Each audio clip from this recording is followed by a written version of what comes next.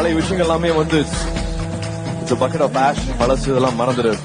Every day is a new day. Every day is a fresh day.